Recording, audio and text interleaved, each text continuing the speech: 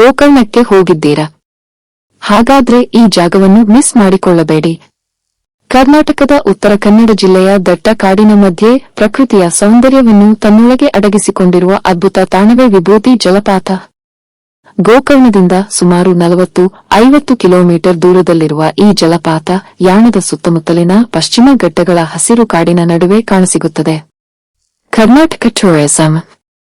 ಇಲ್ಲಿಗೆ ವಾಹನದಲ್ಲಿ ಬಂದ ನಂತರ ಜಲಪಾತದವರೆಗೆ ಸ್ವಲ್ಪ ಕಾಡಿನ ದಾರಿಯಲ್ಲಿ ನಡೆದುಕೊಂಡು ಹೋಗಬೇಕು. ಈ ಚಿಕ್ಕ ಟ್ರೆಕ್ಕಿಂಗ್ನಲ್ಲೇ ನಿಮಗೆ ವೆಸ್ಟರ್ನ್ ಘಾಟ್ಸ್ನ ಹಸಿರು ಸೌಂದರ್ಯವನ್ನು ಹತ್ತಿರದಿಂದ ನೋಡಬಹುದು. ದಟ್ಟವಾದ ಮರಗಳು, ತಂಪಾದ ಗಾಳಿ, ಕಾಡಿನ ನಿಶ್ಶಬ್ದ ಮತ್ತು ದೂರದಿಂದ ಕೇಳಿಸುವ ಜಲಪಾತದ ನೀರಿನ ಸದ್ದು ಇವೆಲ್ಲ ಸೇರಿ ಈ ಜಾಗಕ್ಕೆ ಒಂದು ವಿಭಿನ್ನ ಅನುಭವವನ್ನು ಕೊಡುತ್ತವೆ. ಜಲಪಾತದ ಬಳಿ ಹೋದಾಗ ಹಲವು ಹಂತಗಳಲ್ಲಿ ಕೆಳಗೆ ಧುಮುಕುವ ಬಿಳಿ ನೀರು ಮತ್ತು ಅದರ ಸುತ್ತಲಿನ ಹಸಿರು ಪ್ರಕೃತಿ ನೋಡುವುದೇ ಒಂದು ಅದ್ಭುತ ಅನುಭವ. ವಿಭೂತಿ ಎಂಬ ಹೆಸರು ಕೂಡ ವಿಶೇಷ.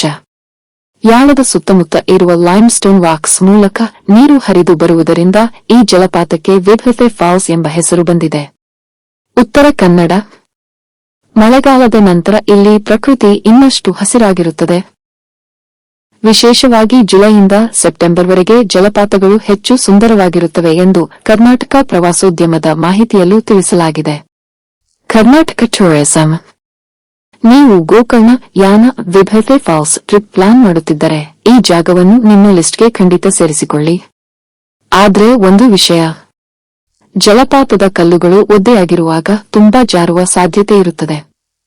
ನೀರಿಗೆ ಇಳಿಯುವಾಗ ಮತ್ತು ಕಾಡಿನ ದಾರಿಯಲ್ಲಿ ನಡೆಯುವಾಗ ತುಂಬಾ ಎಚ್ಚರಿಕೆಯಿಂದಿರಿ.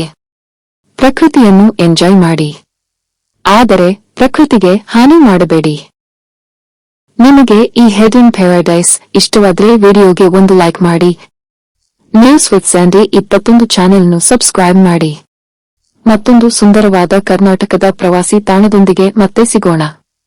ನಮಸ್ಕಾರ ದೇವ್ರೇ.